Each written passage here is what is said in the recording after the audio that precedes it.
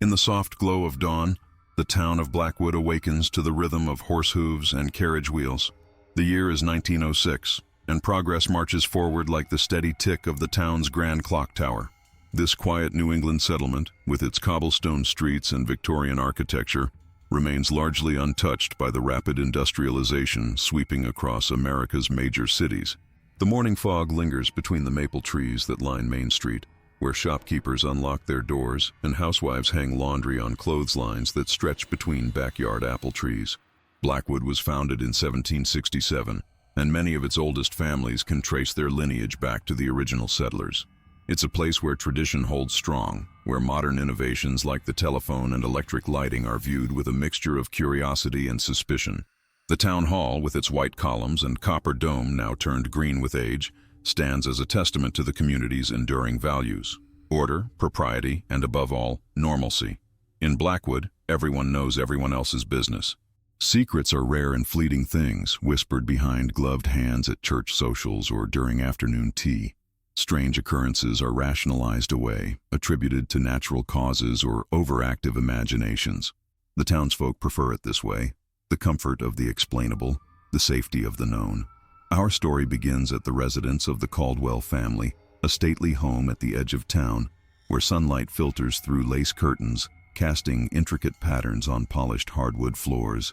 Edward Caldwell, a respected physician with a flourishing practice, and his wife Eleanor, known for her charitable work with the parish, are blessed with twin daughters who have just celebrated their 6th birthday. The Caldwell home stands as one of the finest in Blackwood, a 3-story Victorian masterpiece with a wraparound porch and gabled roof. The property is surrounded by a wrought iron fence and meticulously maintained gardens that burst with color from spring through fall.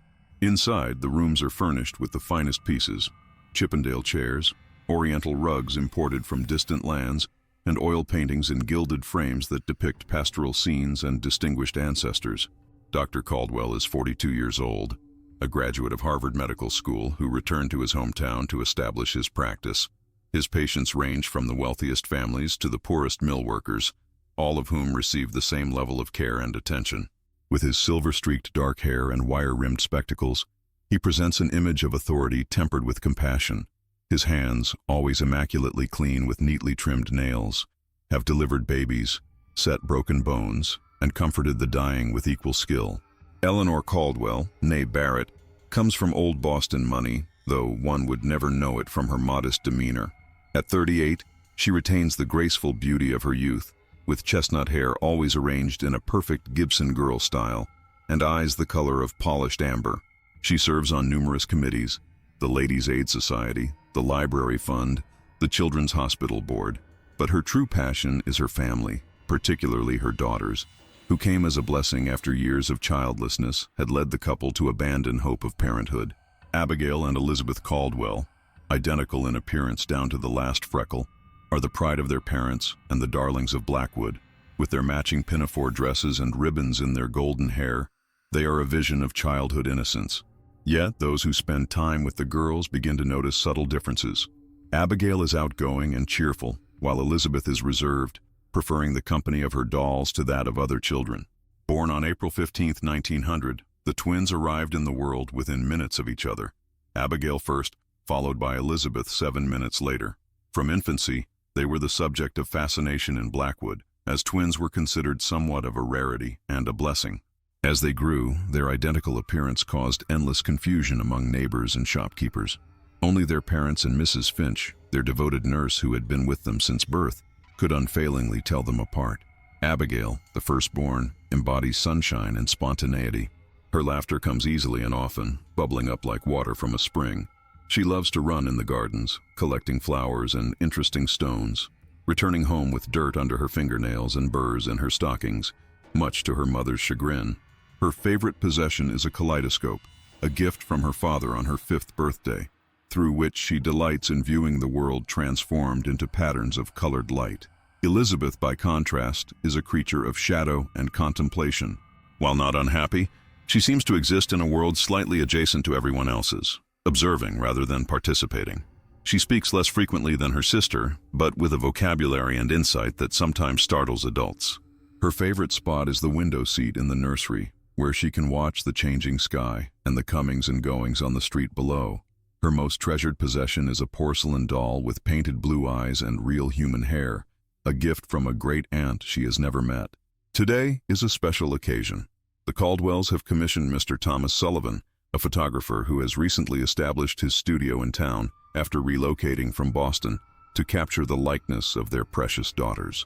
Photography, though no longer a novelty in 1906, remains a significant event, especially for family portraits intended to be displayed proudly in the parlor and shared with distant relatives.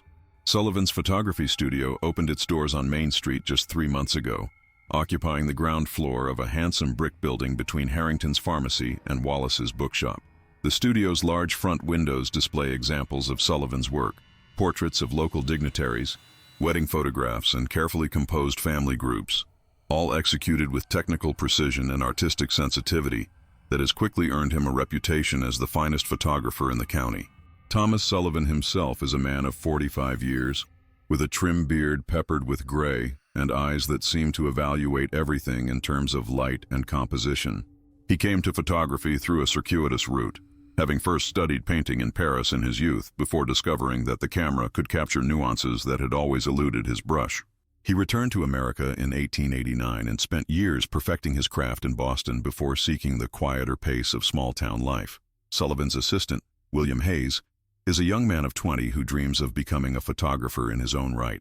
The son of a local carpenter, William first entered Sullivan's studio out of curiosity and stayed out of fascination with the chemical processes that transform light into permanent images. Sullivan recognized the boy's natural aptitude and offered him an apprenticeship, an arrangement that has proven beneficial to them both. The commission from the Caldwells is significant, not merely for the financial compensation but for the social connections it might foster. Dr. Caldwell's recommendation carries weight in Blackwood society, and a successful portrait of the twins could lead to numerous commissions from other prominent families. Mr. Sullivan arrives at the Caldwell residence precisely at 10 o'clock as agreed upon. His assistant, young William Hayes, follows behind, carrying the bulky camera equipment and wooden tripod. The Caldwells welcome them into their home, where the drawing room has been prepared for the occasion. Heavy velvet drapes have been drawn back to allow natural light to flood the space, and a decorative backdrop has been positioned against one wall. The morning is clear and bright, perfect for photography, which still relies heavily on natural light despite advancements in flash technology. Sullivan had visited the Caldwell home the previous week to assess the lighting conditions and determine the optimal time of day for the portrait session. The drawing room, with its eastern exposure, receives beautiful morning light that streams through tall windows, creating soft, flattering illumination ideal for portraiture. The equipment William unloads represents the latest in photographic technology: a large format view camera with a polished mahogany body, brass fittings, and a fine German lens that cost Sullivan a small fortune. The glass plates he uses are 8K and 10 inches, coated with an emulsion far more sensitive than those available even 5 years earlier, allowing for shorter exposure times. While instantaneous photography is now possible for outdoor scenes, formal portraits still require subjects to remain still for several seconds to ensure the sharpest possible image. "Good morning, Mr. Sullivan." Edward Caldwell greets the photographer with a firm handshake. His voice carries the authority of his profession, measured and reassuring. "We appreciate your accommodating our request for a home portrait rather than a studio sitting." "It is my pleasure, Dr. Caldwell," Sullivan replies, adjusting his spectacles. He speaks with a slight Boston accent, his vowels a bit more clipped than the typical Blackwood resident. Some children are more at ease in familiar surroundings, which often results in a more natural portrait. Eleanor Caldwell, dressed in a high-necked blouse and long skirt as befitting a lady of her station, guides the girls into the room. They are wearing identical white dresses with blue sashes, their hair adorned with matching ribbons. The dresses are made of the finest cotton lawn with delicate tucks across the bodice and lace trim at the collar and cuffs, the very picture of Edwardian childhood elegance. "These are our daughters, Abigail and Elizabeth," she introduces them with maternal pride, her hand gently resting on each girl's shoulder as she names them. The subtle gesture, Sullivan notes, seems intended to help him distinguish between the identical children. Sullivan bends slightly at the waist to address the children, a practiced motion that brings him closer to their eye level without the undignified posture of a full crouch. "Hello, young ladies. We shall take a splendid photograph today that your parents will treasure forever." His voice softens when speaking to children, a professional habit developed over years of coaxing natural expressions from young subjects who are often intimidated by the photographic apparatus. Abigail steps forward with a bright smile, revealing a small gap where a baby tooth has recently fallen out. "Will we have to sit very still, sir?" Her voice carries the clear, high pitch of childhood, each word precisely enunciated as befits a child of her social standing. "Indeed, but only for a short while," Sullivan assures her, returning her smile. "You seem like a girl who can manage that admirably." He has found that attributing maturity and capability to children often elicits their best behavior. Elizabeth remains silent, half hidden behind her mother's skirt, her eyes downcast. Sullivan observes that while the girls are identical in feature, their mannerisms could not be more different. Where Abigail radiates eagerness, Elizabeth emanates reserve bordering on wariness. It is a common enough distinction between siblings, even twins. Yet something about Elizabeth's reticence strikes Sullivan as unusual. Not merely shyness, but something akin to deliberate withdrawal. As William sets up the equipment, Sullivan observes the twins with professional interest. Throughout his 15 years as a photographer, he has developed an eye for composition and character. There is something curious about these girls, identical yet distinct in a way he cannot immediately articulate. William works efficiently, erecting the tripod and mounting the camera with practiced motions. He arranges the backdrop, a painted canvas depicting a classical garden scene with columns and stylized foliage, and checks the angle of light from the windows. The room itself provides an elegant setting, with its tasteful furnishings and family heirlooms that speak of generations of refinement. Dr. Caldwell engages Sullivan in conversation while the preparations continue. "Have you found Blackwood to your liking, Mr. Sullivan?" "It must be quite a change from Boston." "A welcome change, Doctor," Sullivan replies. "The pace here allows for more consideration in my work. In Boston, one is constantly rushed, with little time for artistic contemplation." "And how did you come to photography as a profession? It's still rather unusual, is it not?" Sullivan smiles, accustomed to this question. "I began as a painter, studying in Europe in my youth. When I returned to America, I became fascinated with the camera's ability to capture reality with a precision my brush could never achieve. There is truth in a photograph that transcends even the most skilled painting." "Truth," Dr. Caldwell repeats thoughtfully. "Yes, I suppose that's what we all seek, each in our own way." Eleanor Caldwell interjects, "Will you be using the flash powder today, Mr. Sullivan? I've heard it can be quite startling for children." "I hope to rely primarily on the natural light," Sullivan explains, "but a small amount of flash powder may be necessary to ensure proper exposure. I assure you, Mrs. Caldwell, I use it judiciously, and William here is expert in its application." William, hearing his name, looks up from adjusting the camera and smiles shyly at the compliment. Eleanor nods, partially reassured but still watchful of her daughter's reactions. Meanwhile, Abigail has been examining the camera with undisguised curiosity, circling the tripod at a respectful distance. Elizabeth, however, has found her way to a small side table where a collection of daguerreotypes in silver frames displays family members of previous generations. She studies these images with unusual intensity for a child her age. "Shall we begin?" Sullivan suggests once the camera is prepared. "I believe the settee would make an excellent position, with the girls seated side by side." The settee in question is upholstered in rich burgundy velvet, its curved wooden frame carved with delicate rosettes, a handsome piece that would frame the children beautifully without distracting from them. Eleanor guides her daughters to the velvet-upholstered settee, arranging their dresses and smoothing their hair. Her movements are gentle but precise, the result of years of maternal practice. "Now, darlings, remember what we discussed. Sit properly and smile for Mr. Sullivan." The preparation of children for a portrait is always a delicate balance. They must be positioned correctly and instructed to remain still, yet without causing so much anxiety that their expressions become wooden or fearful. Sullivan has seen countless family portraits ruined by overzealous parents who intimidate their children into rigid postures and frozen smiles that look more like grimaces in the final image. Abigail complies eagerly, her posture perfect, hands folded neatly in her lap as she's been taught by her mother and governess. Her feet, clad in patent leather shoes with pearl buttons, barely reach the edge of the settee, swinging slightly until a gentle reminder from Eleanor stills them.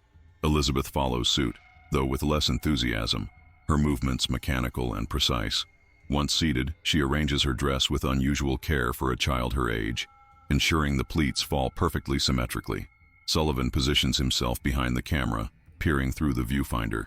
The ground glass screen shows the image upside down, a quirk of optics to which he has long since grown accustomed. He focuses carefully, adjusting the bellows to achieve perfect sharpness.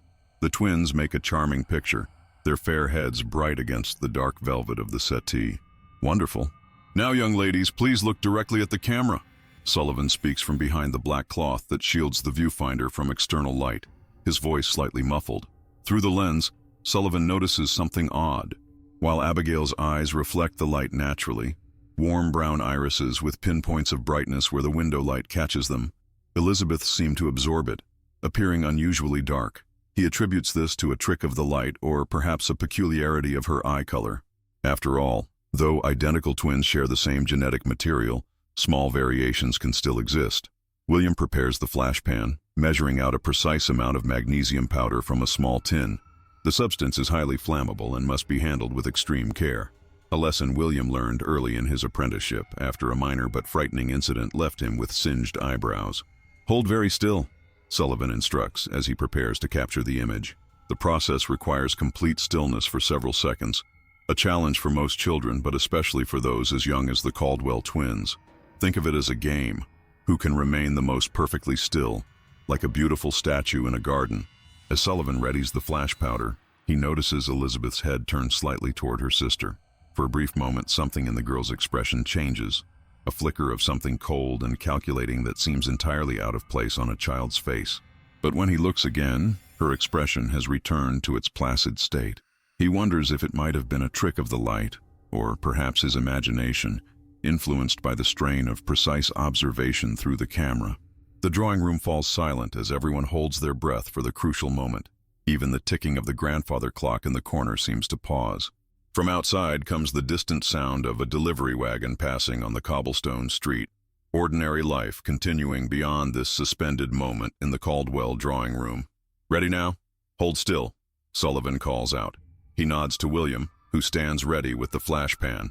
The young man ignites the powder with a match, and it flares with a bright burst and a puff of smoke that briefly fills the room with the acrid smell of burning magnesium. Some photographers have begun using electrical ignition for their flash powder, but Sullivan prefers the reliability of the traditional method, despite its additional risk. Both girls remain impressively motionless throughout the exposure. Not a muscle twitches, not a single fold of their dresses shifts. Such perfect stillness is unusual in children so young, and Sullivan feels a surge of professional satisfaction. The Caldwells have clearly prepared their daughters well for this occasion. Dr. Caldwell, watching from beside the window, coughs slightly as the smoke from the flash powder dissipates. "Remarkable substance," he comments. "The advancement of chemistry in service to art." "Indeed, Doctor," Sullivan agrees as he removes the exposed plate and carefully stores it in a light, tight box. "Though I sometimes miss the simpler days of sunlight and silver iodide. There was a certain magic in those early processes that our modern efficiency has perhaps diminished." "Progress always comes with its sacrifices," Caldwell replies thoughtfully. "In medicine as well. We gain in scientific understanding but sometimes lose the human element that makes our work meaningful." Sullivan is struck by the physician's philosophical bent. In his experience, medical men tend to be practical rather than contemplative, focused on observable symptoms and tangible treatments rather than abstractions. Dr. Caldwell seems to possess a broader perspective than most of his colleagues. "Excellent. You both did splendidly."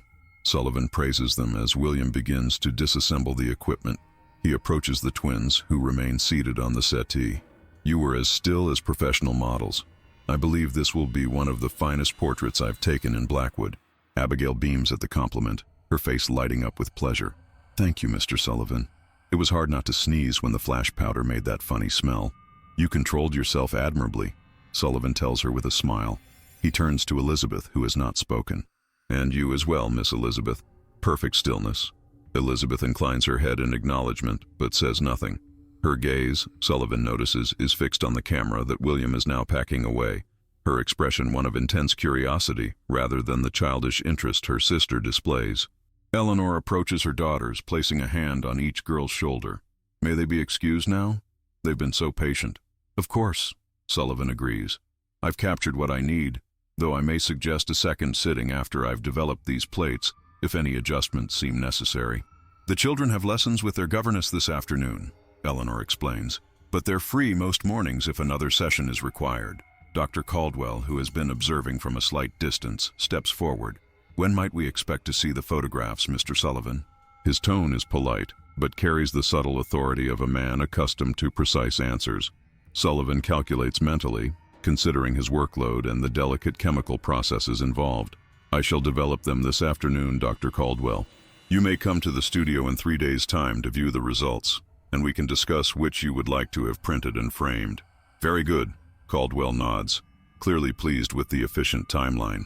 As William continues packing the equipment under Eleanor's watchful eye, Sullivan makes notes in a small leather-bound journal he keeps for professional purposes. He records the lighting conditions, exposure time, and any particular observations that might assist him during the development process. It is a habit formed during his early days as a photographer, when each plate was an expensive experiment in chemistry and light. As Sullivan packs his equipment, Elizabeth approaches him quietly, standing closer than social conventions might dictate as proper. Her movements are silent, and Sullivan is startled when he turns to find her barely an arm's length away, watching him with unblinking intensity. "Did you capture our souls, Mr. Sullivan?" she asks in a whisper, her voice surprisingly mature for a child of 6. The question is delivered without the sing-song quality typical of children's speech, each word precisely articulated. Startled by the question, Sullivan forces a chuckle, though it sounds hollow even to his own ears. "No, dear child. Photography merely captures light and shadow, not souls." He has heard such superstitions before, particularly among older people or those from rural backgrounds who still view the camera with suspicion, but it seems odd coming from a child in an educated household.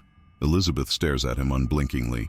Her eyes, which had seemed so dark through the camera lens, now appear a normal brown, though perhaps a shade deeper than her sister's. "My sister believes you. I do not." The statement, delivered with such adult certainty, sends an involuntary chill down Sullivan's spine. Before he can respond, Abigail calls to her sister from across the room, where she is showing William her collection of porcelain figurines displayed in a glass-fronted cabinet. "Lizzie, come see what I'm showing Mr. Hayes." Elizabeth turns away, rejoining her twin with a skip in her step that makes her appear, once more, like any ordinary child.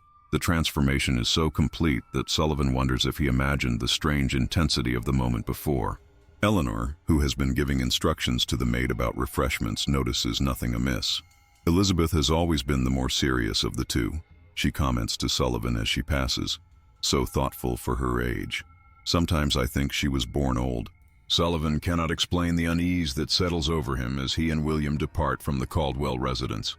Perhaps it is merely the strange question posed by little Elizabeth, or perhaps it is something about the girl's eyes, how they seem to shift from deep brown to almost black when viewed through the camera lens.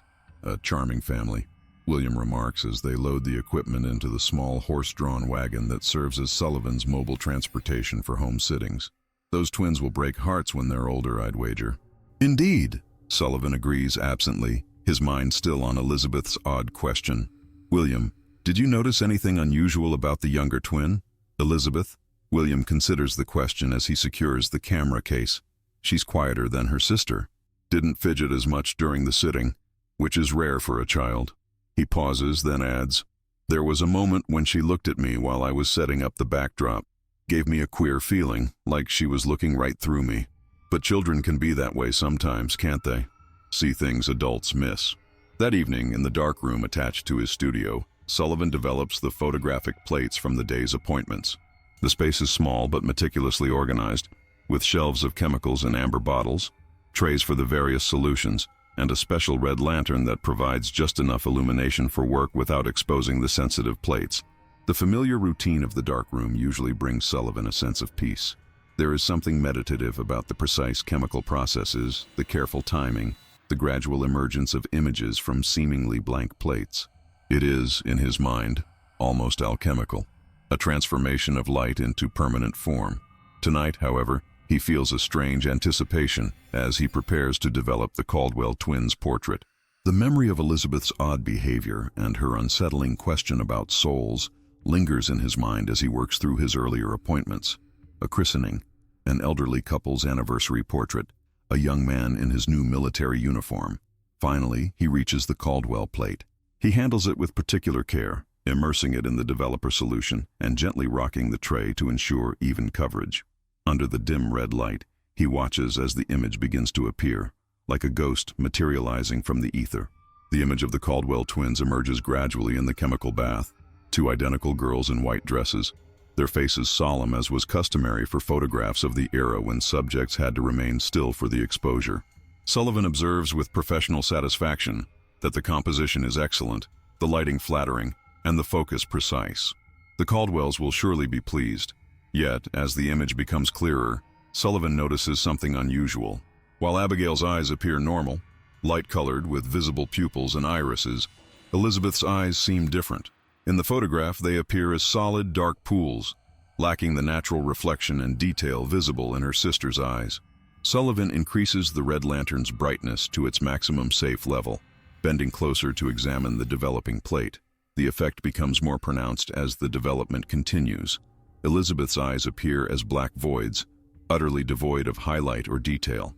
It is as though the camera has captured not physical eyes, but empty sockets, or eyes filled with something that absorbs rather than reflects light. Sullivan scrutinizes the negative, then the print. Could it be a flaw in the development process? A shadow cast by the angle of the light? He has encountered similar anomalies before, usually attributable to technical issues or movement during exposure. With over 15 years of photographic experience, Sullivan has seen his share of peculiar effects in portraits. There was the case of the Pemberton wedding, where the bride appeared to have a spectral figure standing behind her, later discovered to be the result of an accidental double exposure. Or the Whitmore child, whose face had blurred unnaturally due to a slight movement during the crucial seconds of exposure. Technical explanations almost always existed for seemingly supernatural phenomena in photography, yet this effect with Elizabeth's eyes is different. The rest of her image is perfectly sharp with no evidence of movement. The lighting on both girls was identical as they sat side by side on the same settee, and most tellingly, he had noticed something unusual about her eyes even during the sitting, through the camera's viewfinder, before any chemical processes could introduce artifacts. William, he calls to his assistant, who is cleaning equipment in the outer studio. The young man has a good eye and an analytical mind, making him a valuable second opinion. Come look at this photograph and tell me what you observe about the eyes of the child on the right. William enters the darkroom, careful to close the door quickly behind him to preserve the controlled lighting conditions. He stands beside Sullivan at the developing trays, peering at the emerging image with professional interest. "They appear unusually dark, sir," he says after a moment of careful study, almost as if they weren't reflecting light properly. William's brow furrows in concentration. "I've never seen quite that effect before. It's almost as if her eyes are empty." "My thought exactly," Sullivan mutters, relieved that William sees the same anomaly. This confirms it is not merely his imagination or a subjective interpretation. "I shall have to take another portrait. The Caldwells will not be pleased with this imperfection." Yet even as he says this, Sullivan feels uncertain. Is this truly a technical imperfection? Or has his camera captured something real about Elizabeth Caldwell that is not readily apparent to the naked eye? The question troubles him more than he cares to admit, even to himself. William continues to study the photograph. "It's odd, sir. Everything else about the image is perfect. The focus, the composition, the lighting. Just those eyes." He trails off, seeming uncomfortable with the implications of his observation. "Indeed," Sullivan agrees. "Well, we shall offer to retake the portrait, perhaps with different lighting arrangements." He tries to sound matter-of-fact, professional, though the unease he felt at the Caldwell house returns with greater intensity as he stares at Elizabeth's black, pupilless eyes in the photograph. The next morning, Sullivan sends a note to the Caldwell residence, explaining that due to a technical issue, he would like to retake the portrait at no additional charge. By afternoon, he receives a reply from Eleanor Caldwell, accepting his offer and suggesting the following day at the same time. Sullivan's note, written on his studio's elegant letterhead, is carefully worded to avoid alarming the Caldwells while giving a plausible reason for the resitting. "Dear Dr. and Mrs. Caldwell, I regret to inform you that upon developing yesterday's photographic plates, I discovered a technical anomaly affecting the quality of the portrait. This is in no way a reflection on your charming daughters, who were most exemplary subjects, but rather a peculiarity of the lighting conditions combined with the chemical process. I would be most grateful for the opportunity to retake the portrait at no additional charge, at your convenience. Perhaps tomorrow at the same hour would be suitable, as the morning light in your drawing room was otherwise most favorable. Your servant, Thomas Sullivan. The note is deliberately vague about the specific nature of the technical anomaly. Sullivan considers including more details but decides against it. How could he explain that one child's eyes appeared inhuman without causing offense or alarm? Better to address it as a generic technical issue until he can determine the true cause. Eleanor's response arrives by messenger in the early afternoon, a cream-colored card with an embossed Caldwell monogram. Dear Mr. Sullivan, we would be pleased to accommodate your request for a second sitting tomorrow at 10 o'clock. Dr. Caldwell particularly appreciates your professional dedication to achieving the perfect result. Yours sincerely, Eleanor Caldwell. The polite, formal exchange gives no hint of the unease Sullivan feels as he prepares for the second visit. He spends the afternoon checking his equipment with unusual thoroughness, cleaning the lens multiple times and examining the camera bellows for any light leaks that might explain the anomaly in Elizabeth's eyes. He finds nothing amiss, which only deepens his concern. That night, Sullivan dreams of Elizabeth Caldwell. In the dream, she stands alone in his studio, but when he looks through the camera, he sees not one, but dozens of her reflected in the lens, each with eyes like bottomless wells. He awakens with a start, his nightshirt damp with sweat. The dream lingers with unusual clarity as Sullivan lights the bedside lamp. In its final moments, the multitude of Elizabeths had spoken in unison, their voices overlapping in an eerie chorus. We see through your lens, Mr. Sullivan. We see what you are. The clock on his bedside table reads 3:17 a.m., that peculiar hour of the night when the boundary between the rational and irrational seems particularly thin. The gaslight casts dramatic shadows across his bedroom, making familiar objects take on sinister aspects. Merely professional concern, he tells himself as he sits up, running a hand through his hair. Nothing more. He reaches for the glass of water on his nightstand, but his hand trembles slightly, causing water to spill onto the polished wood surface. Sullivan has always prided himself on his rational approach to life. As a man of science and art, he has little patience for superstition or fancy. Yet something about Elizabeth Caldwell has unsettled him in a way he cannot easily dismiss. Perhaps it is the incongruity. A child of 6 with eyes that seem ancient, a voice that carries the weight of centuries rather than years. Unable to return to sleep, Sullivan rises and makes his way to his small study, adjacent to the bedroom. He lights another lamp and retrieves a volume from his bookshelf, The Science of Photography by Robert Hunt, a respected authority in the field. Perhaps there is some documented phenomenon that could explain the anomaly in Elizabeth's eyes.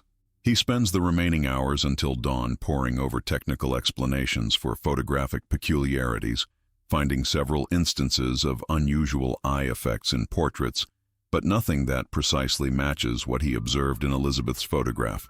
As the first light of morning filters through the curtains, Sullivan closes the book, no closer to a rational explanation than when he began. At breakfast, his landlady, Mrs. Winters, comments on his appearance. You look as though you've seen a ghost, Mr. Sullivan. Are you unwell? Just a restless night, Mrs. Winters, he replies, forcing a smile. Professional concerns keeping me awake. Well, don't work yourself into an early grave, she advises with motherly concern. My late husband always said that no photograph was worth losing sleep over. If only it were that simple. Sullivan thinks as he sips his coffee.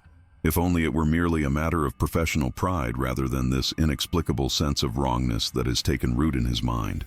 The next day, Sullivan and William return to the Caldwell home. The morning is overcast, the sky a uniform gray that diffuses the sunlight into a soft, even illumination. Actually ideal conditions for portraiture, as it eliminates harsh shadows and reduces the need for flash powder.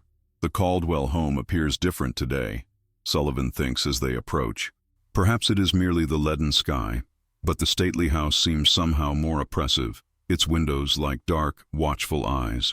He dismisses the fanciful thought, attributing it to his poor night's sleep and lingering unease from his dream. The maid who answers the door is not the same young woman who admitted them yesterday. This one is older, with a perpetual frown etched between her brows and gray streaks in her hair that escape from beneath her cap. Mr. Sullivan and Mr. Hayes to see Mrs. Caldwell, Sullivan announces, presenting his card. The maid nods curtly. You're expected. This way, please. As they follow her through the entrance hall, Sullivan notices subtle changes in the house. The vase of fresh flowers that had brightened the hall table yesterday has been removed. The curtains in the front rooms are drawn despite the hour, leaving the spaces in shadow. And there is a stillness, an absence of the ordinary sounds of a household with children. No distant laughter, no patter of small feet, no calls from room to room. Eleanor greets them warmly, though Sullivan notices dark circles beneath her eyes, suggesting restless nights. Her hair, so perfectly arranged yesterday, shows signs of hasty styling, with a few strands escaping the careful coiffure. Her smile, while polite, does not reach her eyes. Mr. Sullivan, Mr. Hayes, she acknowledges them. Thank you for coming. I hope the lighting will be suitable today despite the overcast sky. Actually, Mrs. Caldwell, this diffuse light is excellent for portraiture, Sullivan assures her. It creates a softer, more flattering effect. Eleanor nods absently, her thoughts clearly elsewhere. The girls are in the nursery, she explains, leading them toward the stairs rather than the drawing room where they had worked the previous day. Elizabeth has been somewhat difficult since your last visit. She insists that you stole something from her with your camera. Eleanor's laugh sounds forced, brittle. Children and their fanciful notions. Sullivan smiles politely, though unease prickles at the back of his neck. Indeed, Mrs. Caldwell. Children often misunderstand the photographic process. He hesitates, then asks, "Might I inquire why we're moving to the nursery rather than using the drawing room as before?" A shadow passes over Eleanor's face. Elizabeth refuses to enter the drawing room today. She became quite hysterical when we suggested it. Dr. Caldwell thought it best not to force the issue. He says children sometimes develop temporary aversions to certain spaces, a phase that passes quickly if not given undue attention. In the nursery, Abigail is playing with a porcelain doll, while Elizabeth sits by the window, staring out at the garden. The room is spacious and bright, with shelves of toys and books, a child-sized table with chairs, and two identical beds with white coverlets embroidered with blue flowers. Watercolor paintings of fairy tale scenes adorn the walls, and a large rocking horse stands in one corner. Unlike the formal, adult-oriented spaces downstairs, the nursery shows clear evidence of being lived in by children. A dollhouse replica of the Caldwell home stands open, revealing miniature furniture arranged with a child's sense of order. Building blocks are stacked in a wooden box, and illustrated books lie open on the window seat. Despite these cheerful elements, there is a heaviness in the air that Sullivan cannot attribute merely to the overcast day. When Sullivan enters, Abigail greets him cheerfully, setting aside her doll and rushing forward. "Mr. Sullivan, have you come to take our picture again? Will we be in the photograph album this time?" "Yes, Miss Abigail," Sullivan replies, touched by her enthusiasm. "We had a small problem with the first photographs, but I'm sure today's will be perfect." Elizabeth does not turn from the window. Her reflection in the glass pane shows her face in profile, still and expressionless, seemingly unaware of or indifferent to the visitors. The contrast between the twins' behaviors is even more pronounced than it had been yesterday. "Elizabeth, dear," Eleanor calls gently. "Mr.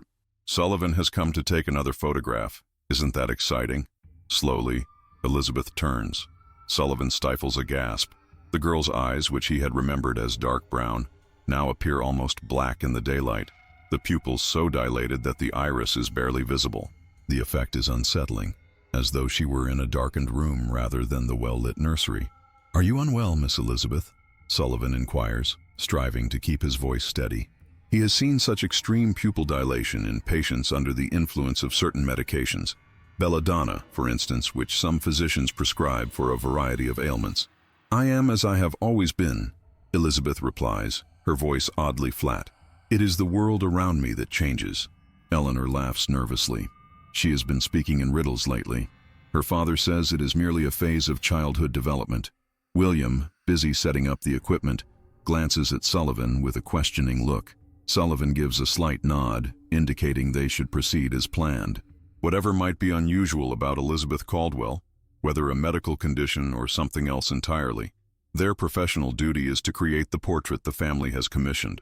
As they prepare for the photograph, Sullivan observes the twins closely. Abigail behaves as any normal child would, fidgeting with her dress and asking questions about the camera. She seems particularly fascinated by the lens, peering into it when William isn't looking and giggling at the inverted image she sees. "Is that magic, Mr. Sullivan?" she asks. How does it turn everything upside down? It's the science of optics, Miss Abigail, Sullivan explains, pleased by her curiosity. Light travels in straight lines, and when it passes through the lens, the rays cross each other, creating an inverted image. Abigail's brow furrows as she tries to understand. Like when you look in a spoon and your face is all funny. Precisely, Sullivan agrees with a smile. You have a scientific mind.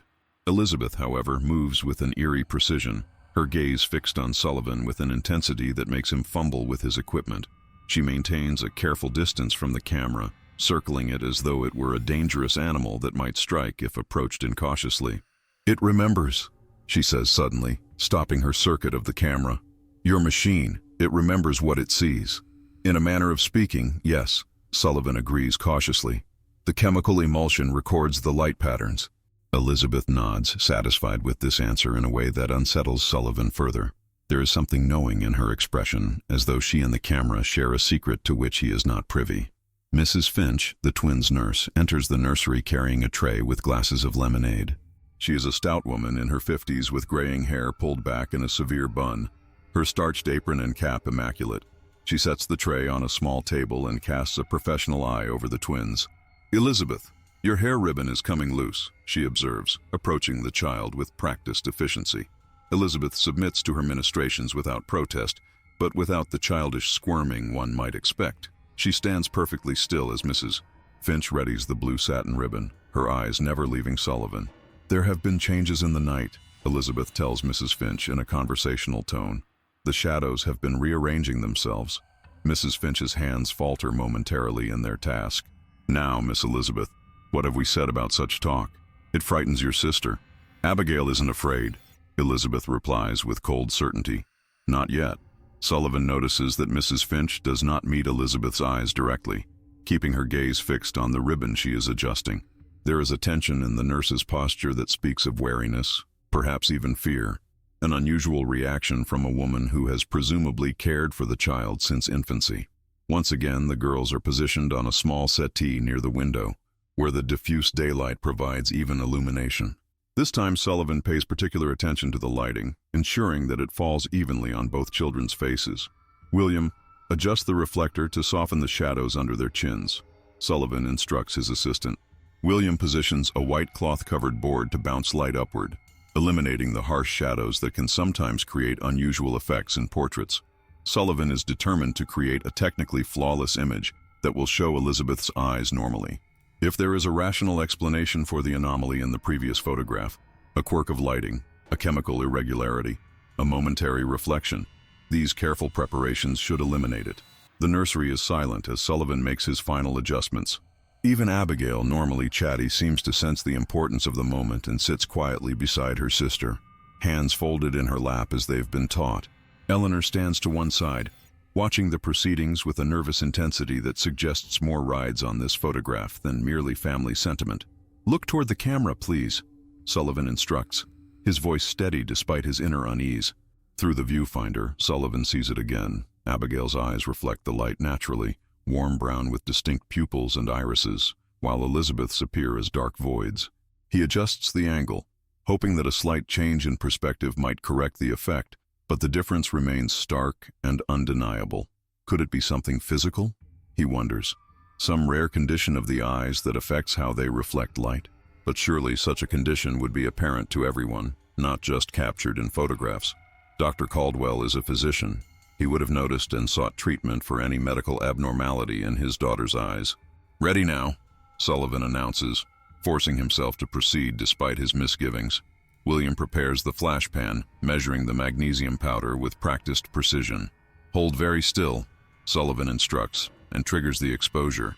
The flash illuminates the room with a brief, harsh brilliance that leaves dancing spots in Sullivan's vision.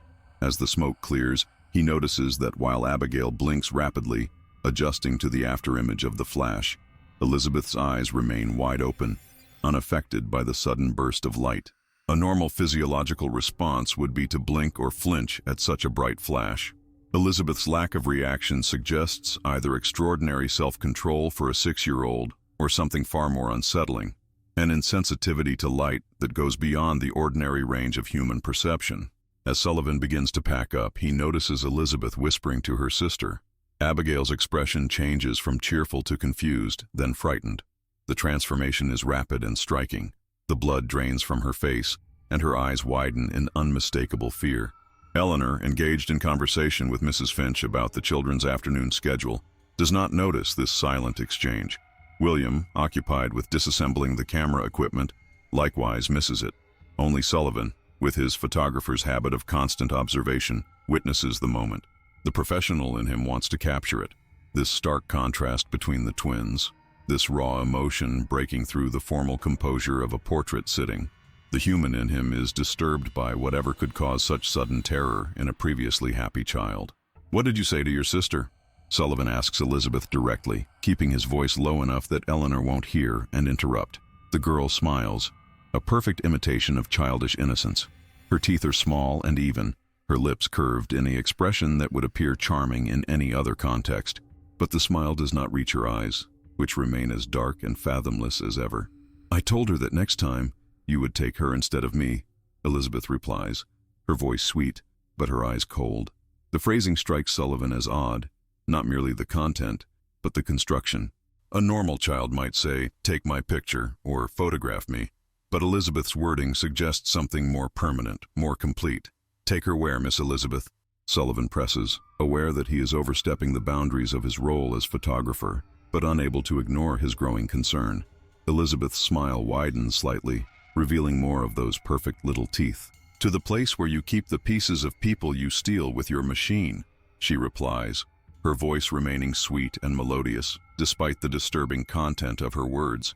"The place where I have been since you first pointed your camera at me." A chill runs down Sullivan's spine.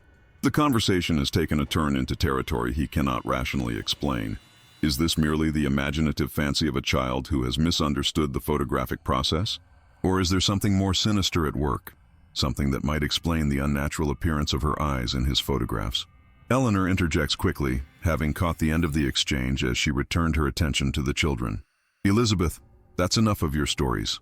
Apologize to Mr. Sullivan at once." Her tone is sharp, carrying the edge of genuine concern rather than merely parental correction. Elizabeth curtsies obediently, the movement perfect in its execution, a miniature version of the social graces taught to young ladies of good family. "I apologize, Mr. Sullivan. I was only playing." The words are correct, the tone appropriately contrite, but her eyes remain cold and knowing. Sullivan manages a nod of acknowledgement, uncertain how to respond. The situation has moved beyond the realm of ordinary professional interaction into something he cannot define. He busies himself with his equipment, grateful for the mechanical tasks that require his attention and provide a momentary escape from those unsettling black eyes. Eleanor takes Elizabeth by the shoulders, turning the child to face her. "Elizabeth, please go with Mrs. Finch and wash your hands before luncheon. Abigail, you too, dear." Mrs. Finch, who has been watching the exchange with an expression of resigned anxiety, takes each twin by the hand. Abigail goes willingly, but Elizabeth resists for a moment, her gaze still fixed on Sullivan. Finally, she allows herself to be led from the room, but not before casting one last look over her shoulder, a look that contains something beyond the capability of a 6-year-old child, something ancient and calculating. When the children have gone, Eleanor turns to Sullivan, her composure cracking slightly. "I must apologize for Elizabeth's behavior, Mr. Sullivan. She has been different since your last visit. Dr. Caldwell says it's likely just a phase. Children sometimes develop fanciful notions about photography. My grandmother used to believe that cameras could steal a person's soul." She attempts a laugh that falls flat, ending in something closer to a sigh. "It's quite all right, Mrs. Caldwell," Sullivan assures her, though it is not. Children have vivid imaginations. I'm sure Miss Elizabeth will soon become fascinated by something else entirely. Eleanor wrings her hands, a gesture at odds with her usual poise. She's always been the more intense of the twins, more serious, more thoughtful. But lately, she hesitates, then continues in a lower voice. "Lately there have been incidents." She speaks of shadows moving when no one is there. She refers to herself sometimes in the third person, as though discussing someone else entirely. And she... Eleanor stops abruptly, seeming to reconsider what she was about to say. Sullivan waits, but when she doesn't continue, he gently prompts, "She what, Mrs. Caldwell?" Eleanor shakes her head, composing herself with visible effort. "Nothing of consequence." As my husband says, children go through phases. It will pass. But the worry in her eyes belies her dismissive words. As Sullivan and William prepare to leave, Dr. Caldwell returns home, his medical bag in hand. He appears fatigued, his normally immaculate appearance somewhat disheveled, suggesting a difficult house call or emergency at his practice. "Mr. Sullivan," he greets the photographer with a nod. "I trust the second sitting went well?" "As well as could be expected, Doctor," Sullivan replies cautiously. "I should have the results for you to view in a few days, as promised." Dr. Caldwell studies Sullivan's face with professional assessment.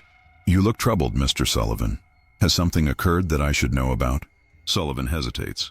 Social convention and professional discretion suggest he should minimize any concerns, particularly regarding a client's child. Yet there is something in Dr. Caldwell's tone, a hint of personal worry beneath the professional inquiry, that prompts Sullivan to be more forthcoming than he might otherwise be. "Dr. Caldwell, there was a curious incident with Elizabeth during today's sitting. She made some rather unusual statements about my camera taking people, and about being taken herself during our first session." The doctor's expression tightens almost imperceptibly. "I see. And this troubled you?" "It was not the content so much as the manner," Sullivan explains carefully. "Her words seemed beyond her years, and there is something about her eyes." He stops, unsure how to articulate his observations without sounding fanciful or, worse, insulting. Dr. Caldwell glances toward the stairs, then lowers his voice. "Perhaps we might speak further about this, Mr. Sullivan. Not now, but soon. I would be interested in your professional observations."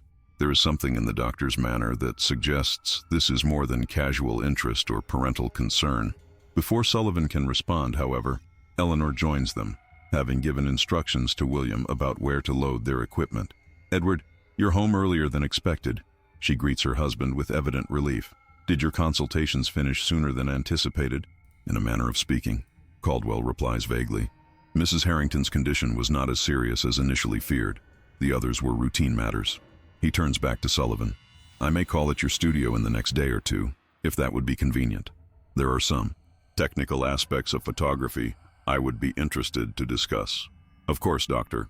You would be most welcome," Sullivan agrees, understanding that the technical aspects are merely a pretext for a more private conversation about Elizabeth. As Sullivan and William depart, the photographer casts one last glance up at the nursery windows. Elizabeth stands there, a small silhouette behind the glass, watching their departure with unnerving stillness. Something about the scene strikes Sullivan as profoundly wrong. A child should be playing, moving, alive with energy, not standing motionless as a sentinel. For a moment he imagines he sees something shift in that silhouette, as though the outline of the child were momentarily fluid, uncertain. Then William calls to him from the wagon, breaking the spell, and when Sullivan looks again, the window is empty. That evening, in the dark room attached to his studio, Sullivan develops the new photographs with painstaking care. His hands tremble slightly as he immerses the plates in the chemical solutions, anxiety making his normally steady movements erratic. William has gone home for the day, leaving Sullivan alone with his thoughts and the emerging images. The photograph of the twins appears gradually in the chemical bath, first as ghostly outlines, then gaining definition as the development progresses. The composition is excellent, the technical execution flawless. The lighting is perfect, exactly as Sullivan had planned, with no harsh shadows or uneven exposure that might create optical illusions or artifacts. Yet, as the image clarifies, the anomaly remains. The twins sit side by side, identical in every way except for their eyes. Once again, Elizabeth's eyes appear as black pools, devoid of light or life, while Abigail's are normal, warm brown irises with the natural highlights and reflections one would expect in a photograph. Sullivan compares the new photograph with the one taken previously. The anomaly is consistent across both images, despite the different lighting conditions, different room, and different camera settings. This is no technical error or trick of the light.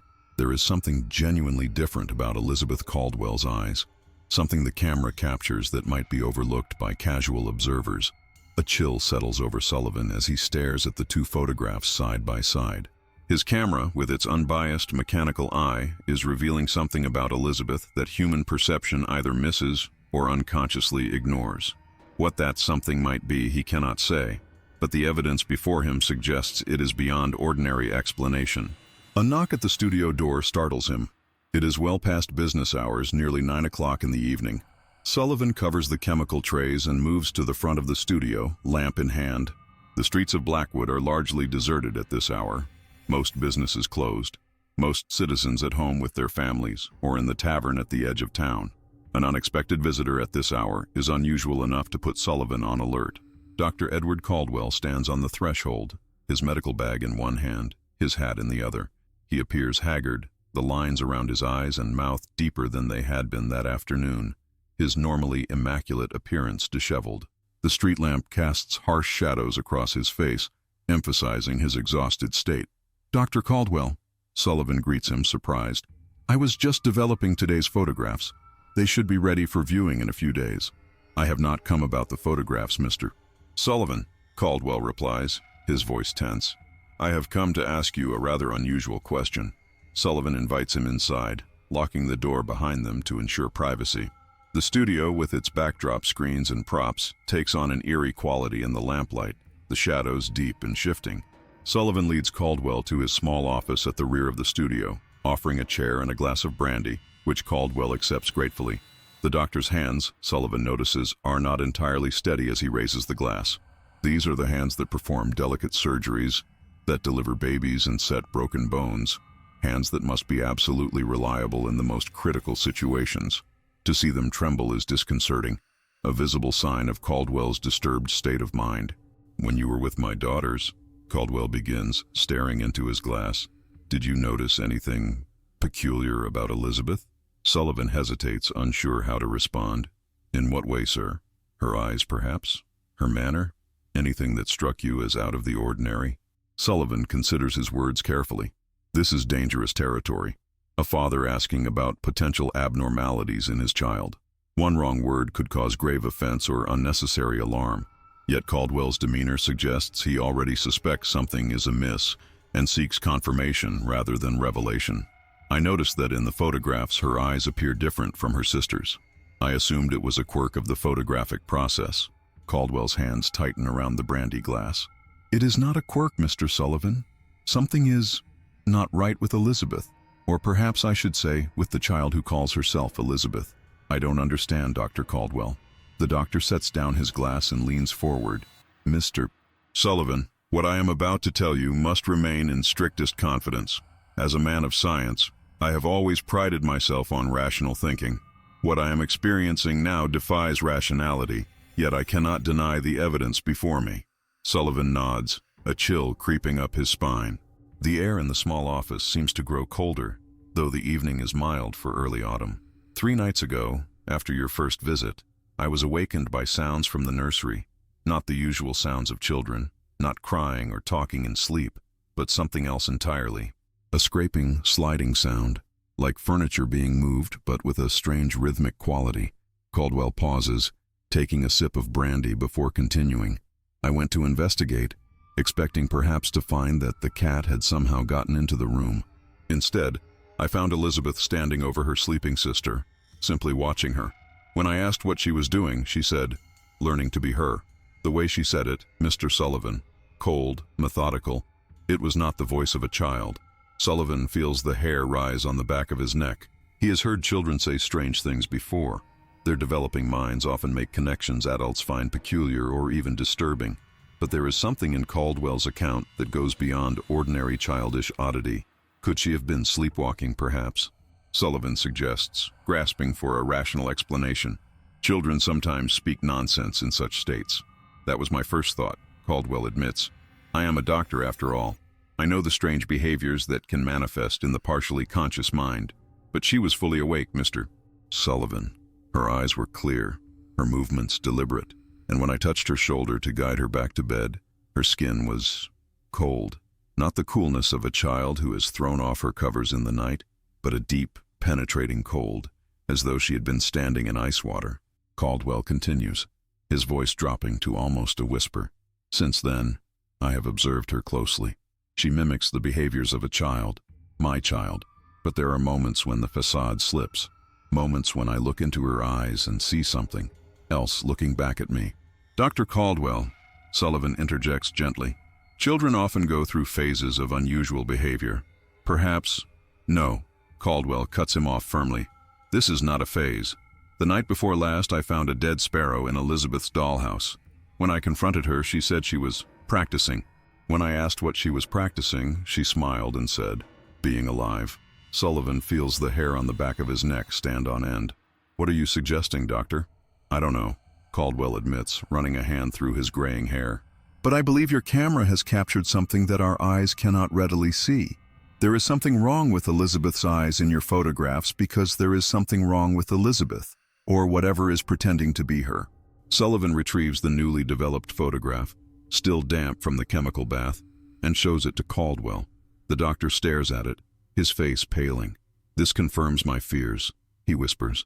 Mr. Sullivan, I believe that something has taken my daughter's place. Something that is learning to imitate her but cannot perfectly replicate human eyes in your photographs. But that would suggest something beyond our understanding of natural law, Caldwell finishes. Yes, I am aware of how this sounds, particularly coming from a medical professional.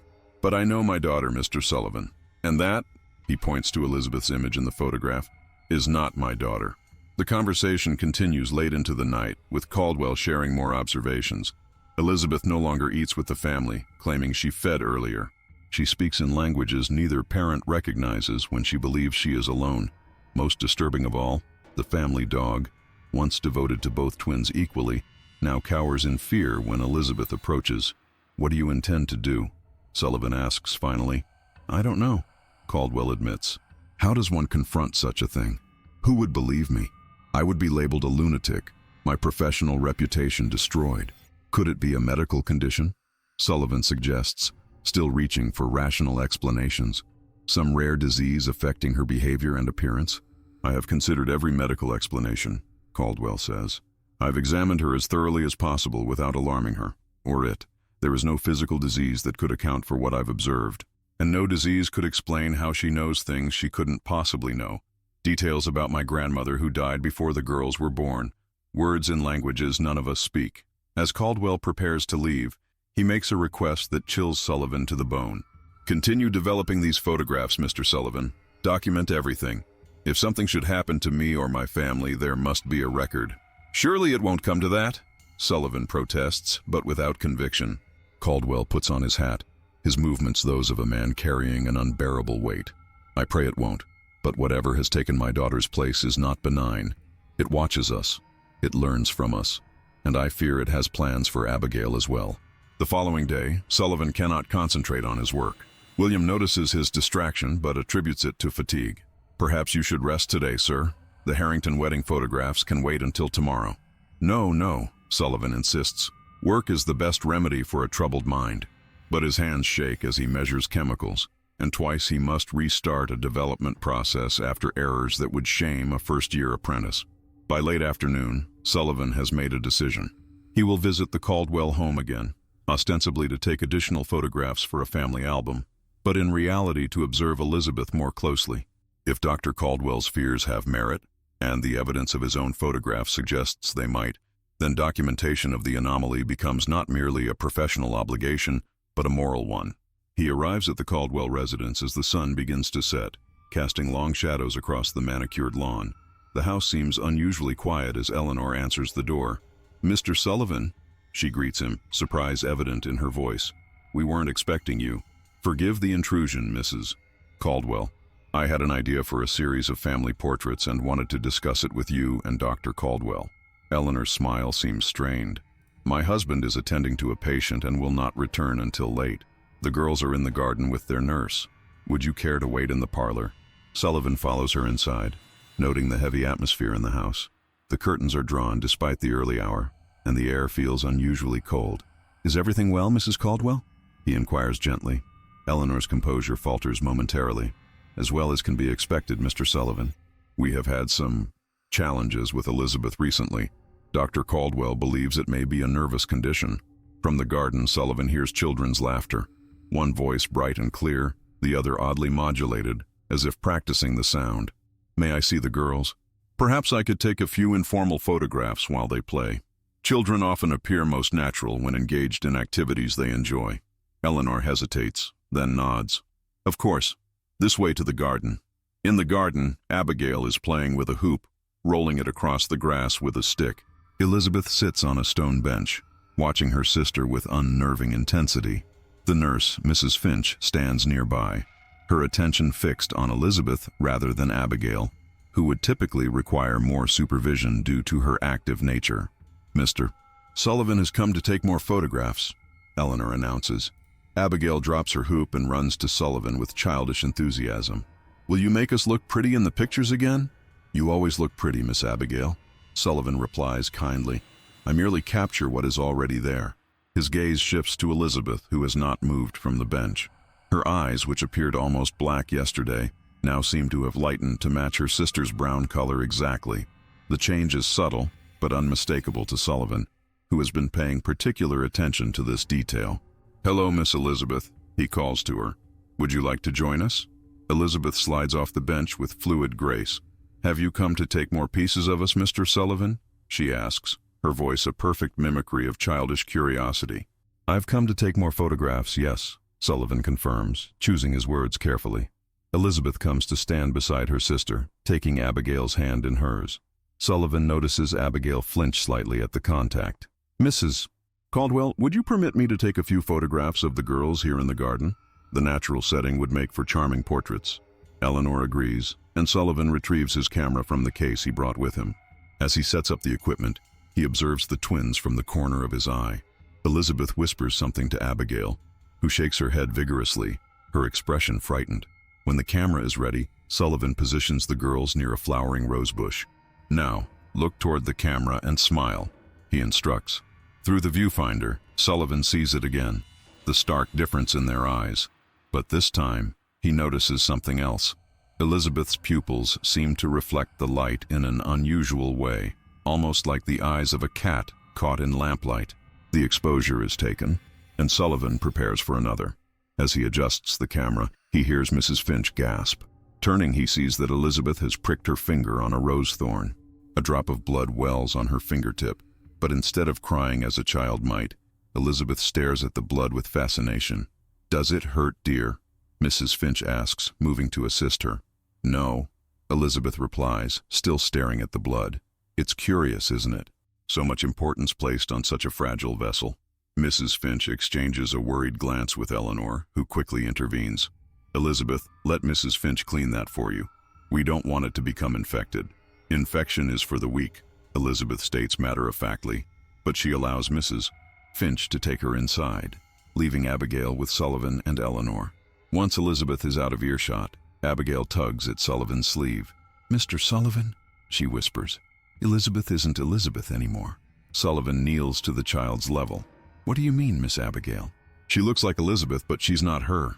She told me that soon she'll be me too, and then no one will know the difference." Eleanor quickly interjects. "Abigail, that's enough. You mustn't tell stories about your sister." "But Mama, it's true. She doesn't sleep anymore. She stands by my bed all night watching me, and sometimes when she thinks no one is looking, her eyes go all wrong." Sullivan sees genuine fear in the child's expression. Before he can respond, Dr. Caldwell's voice calls from the house. "Eleanor, who is visiting at this hour?" Caldwell appears at the garden door, medical bag in hand, his expression darkening when he sees Sullivan. "Mr. Sullivan, I didn't expect to see you again so soon." Sullivan rises to his feet. "I had some ideas for additional portraits, Doctor. Your wife was kind enough to allow me to take a few informal photographs in the garden." Caldwell's gaze shifts to the house, where Elizabeth and Mrs. Finch have disappeared. "Where is Elizabeth?" "She pricked her finger on a thorn," Eleanor explains. "Mrs. Finch has taken her inside to clean the wound." Caldwell's jaw tightens. "I see. Mr. Sullivan, might I have a word with you in private?" They move to a far corner of the garden, out of earshot of Eleanor and Abigail. "Have you observed anything unusual today?" Caldwell asks without preamble. Sullivan nods. Her eyes appear to have changed color to match her sister's exactly, and there was something strange about how they reflected light in my camera, almost like the eyes of a nocturnal animal. Caldwell runs a hand over his face. "Last night I found her in my study, reading my medical texts on human anatomy. When I asked what she was doing, she said she was learning the details. Mr. Sullivan, I fear for my family, especially for Abigail." "What do you intend to do, Doctor?" I've written to a colleague at Miskatonic University who specializes in unusual phenomena. Until I receive his guidance, I must protect my family as best I can. Their conversation is interrupted by a scream from inside the house. Both men rush toward the sound, finding Mrs. Finch in the hallway, her face ashen. "Doctor, come quickly," she gasps. "It's Elizabeth. There's something wrong with her eyes." They follow Mrs. Finch to the washroom where Elizabeth sits calmly on a stool, a bloodied towel in her lap. When she looks up at them, Sullivan has to stifle a cry of shock. Her eyes have changed completely. The irises now vertical slits like those of a reptile. The surrounding area an unnatural amber color. "Elizabeth?" Caldwell approaches his daughter cautiously. The girl tilts her head at an odd angle. "The shell is failing," she says in a voice that seems to echo strangely in the small room. "I required a stronger vessel, but this one was flawed. The eyes are always the hardest to maintain." "What are you?" Caldwell demands, his voice shaking. "What have you done with my daughter?" Elizabeth, or the thing wearing Elizabeth's form, smiles, revealing teeth that seem too sharp, too numerous. "Your daughter invited me in, Doctor. Children are so wonderfully open to the unseen, so willing to share their space, their lives, their bodies." Sullivan backs toward the door, his heart racing. This confirms their worst fears. Elizabeth has been taken, replaced by something inhuman. "Where is my daughter?" Caldwell asks again, his voice breaking. "Here, but not here," the entity replies. "She sleeps within while I wear her form. Soon she will sleep forever, and I will have learned enough to perfect my disguise. Then perhaps I will try her sister. Two is always better than one. Don't you agree?" Eleanor appears in the doorway, Abigail clutched protectively in her arms. She stares at Elizabeth in horror. "Edward, what is happening to our child?" Before Caldwell can respond, Elizabeth stands, her movements unnaturally fluid. "The charade grows tiresome," she says. "I had hoped to maintain this form longer, but your photographer has complicated matters with his machine that sees too clearly." She turns to Sullivan, her reptilian eyes fixing on him with malevolent intelligence. "You should have stayed with your chemicals and your pictures, Mr. Sullivan. Now you are part of this." The electric lights in the washroom flicker and dim. Sullivan feels a coldness that goes beyond physical chill, a sense of ancient malice that fills the room like a tangible presence. "Leave my home," Caldwell commands, stepping between the entity and his wife and daughter. "Release my child and be gone." Elizabeth laughs, a sound like breaking glass. "Your authority means nothing to me, healer of bodies. I am older than your bloodline, older than your civilization. I take what I wish." Sullivan, acting on instinct rather than courage, raises his camera and triggers the flash powder.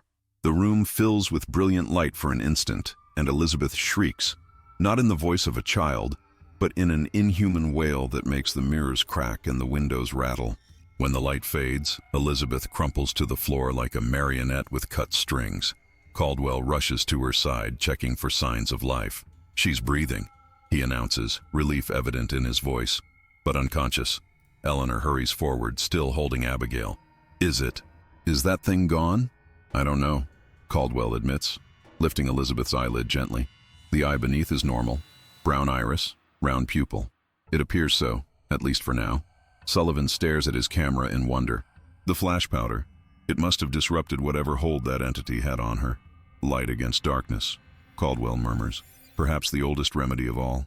They move Elizabeth to her bed, where Caldwell examines her thoroughly. He finds no physical abnormalities, though her pulse is rapid and her skin unnaturally cool to the touch. Sullivan remains with the family, unwilling to leave them alone after what they have witnessed. As night falls, Elizabeth remains unconscious. Abigail refuses to sleep in the nursery, so a makeshift bed is prepared for her in her parents' room. Sullivan keeps vigil outside Elizabeth's door, his camera ready, though he doubts the efficacy of another flash if the entity should return. Shortly after midnight, Sullivan hears movement from within Elizabeth's room. Opening the door cautiously, he sees the child sitting upright in bed, her expression confused and frightened. "Mr. Sullivan?" she calls, her voice small and unmistakably that of a child. "Where is Mama? Where is Papa?" "They're nearby, Miss Elizabeth," Sullivan assures her, keeping his distance. "How do you feel?" "My head hurts," she whimpers, "and I had terrible dreams. There was something inside me, Mr. Sullivan. Something that wasn't me, using my eyes to see and my mouth to speak." Sullivan approaches slowly. "Do you remember anything else about these dreams, Miss Elizabeth?" The girl nods. tears welling in her eyes. "It was angry at you. It said your camera could see its true nature, and that made you dangerous." She looks up at him, her eyes now perfectly normal, filled with childish fear. "It's still here, Mr. Sullivan. Not inside me anymore, but nearby. Watching. Waiting." Sullivan calls for Dr. Caldwell, who rushes to his daughter's side. After a brief examination, he embraces Elizabeth tightly. "My child," he whispers. "My own dear child." Elizabeth clings to her father. "Papa, it wants Abigail now. It told me so. It thinks she would make a better vessel." She stumbles over the unfamiliar word. Eleanor joins them, bringing Abigail, who approaches her twin cautiously at first, then with growing confidence as she recognizes her sister's true nature restored. "What do we do now?" Eleanor asks, her arm protectively around both girls. "If that thing is still here, still watching us." Caldwell turns to Sullivan. "Your camera revealed what our eyes could not see. Perhaps it can help us again." Throughout the night, Sullivan takes photographs of the house. Every room, every corner. As he develops them in a makeshift darkroom set up in Dr. Caldwell's study, a pattern emerges. In several images, particularly those of shadowy areas, there appears a faint, elongated silhouette that should not be there, a presence without a physical form. By dawn, they have a plan. Dr. Caldwell has read of rituals to banish unwanted entities, combining elements from various traditions. Eleanor, raised in the Catholic faith, contributes prayers and symbols. Sullivan's contribution is light, powerful, purifying light to expose what lurks in darkness. The ritual begins at noon, when the sun is at its highest point. The curtains are drawn back in every room, flooding the house with natural light. Caldwell recites ancient words of banishment while Eleanor leads the twins in prayer. Sullivan moves through the house, using mirrors to reflect sunlight into the darkest corners, followed by bursts from his flash powder to illuminate spaces the sun cannot reach. The atmosphere in the house grows heavy, oppressive. The temperature drops despite the summer heat outside. In the nursery, where they believe the entity first attached itself to Elizabeth, the ritual reaches its climax. "Show yourself," Caldwell commands, his voice firm despite his fear. "You have no claim here, no right to these children or this home." A shadow darker than natural darkness begins to coalesce in the center of the room. It shifts and writhes, taking on vaguely humanoid form before dissolving back into amorphous blackness. "You cannot banish what you do not understand," a voice hisses from the shadow, seeming to come from everywhere and nowhere. "I have walked your world since before your kind learned to speak. I will find another vessel, another child with an invitation in their heart." "Not here," Eleanor declares, standing protectively before her daughters. "Not today." Sullivan positions his camera, aiming directly at the shadow. "Light reveals truth," he says, triggering the flash powder. The entity shrieks as the brilliant light cuts through its form. Sullivan continues, igniting flash after flash, each burst accompanied by Caldwell's words of banishment and Eleanor's prayers. The shadow begins to fracture, pieces of darkness breaking away like shards of black glass. A howling wind fills the room, though no window is open. The entity makes one final desperate lunge toward Abigail, but Elizabeth steps in front of her sister, her expression defiant. "You can't have her," Elizabeth states firmly. "You can't have any of us." With a sound like thunder contained in a small space, the shadow implodes, collapsing in on itself until nothing remains but a lingering chill that soon dissipates in the warm summer air. The Caldwell family stands in silence for a long moment. Then Elizabeth turns to her parents. "It's gone," she says simply. "I can feel that it's gone." In the days that follow, life gradually returns to normal for the Caldwells. Elizabeth's behavior is once again that of a typical 6-year-old girl, though she retains fragmented memories of her time as host to the entity. Abigail no longer fears her twin, and the sisters are inseparable once more. Sullivan completes the family portrait as originally commissioned, capturing the Caldwells in a moment of genuine happiness. In this final photograph, both twins' eyes appear perfectly normal, reflecting light as human eyes should, with no hint of the darkness that had briefly inhabited Elizabeth. Before leaving Blackwood to return to his studio in Boston, Sullivan visits the Caldwells one last time. Dr. Caldwell takes him aside, speaking in hushed tones. "We will never speak of what happened here," Caldwell says. "The world is not ready to acknowledge such things, but we will remember, and we will be vigilant." Sullivan nods in agreement. "The photographs I took during the incident have been destroyed, save for one which I have sealed away. Some truths are too dangerous to share widely, but too important to forget entirely. As Sullivan boards the train that will take him back to Boston, he carries with him a small leather case. Inside is a single photograph, the original portrait of the twins, where Elizabeth's inhuman eyes reveal the truth that others could not see. He does not know if he will ever show it to anyone, but he understands its value as evidence of things beyond ordinary human perception. Years later, in 1956, long after Sullivan has passed away, the photograph finds its way into the archives of the Society for Psychical Research. Experts examining the image with modern technology zoom in on the twins' faces, noticing the striking difference in their eyes. Debates ensue about photographic anomalies, double exposures, and the limitations of early 20th century photography. But a few researchers, those willing to consider possibilities beyond conventional explanation, recognize the photograph for what it truly is. Evidence that sometimes what the camera sees is more honest than what our eyes perceive. That sometimes what appears to be a sweet portrait of identical twins can reveal a momentary glimpse into the darkness that occasionally finds its way into our world, wearing a human face, but possessing eyes that are anything but human. And somewhere, perhaps, that ancient entity still watches and waits, seeking another child with an invitation in their heart, and enough innocence to believe that sharing oneself with a friendly shadow is nothing more than an exciting game.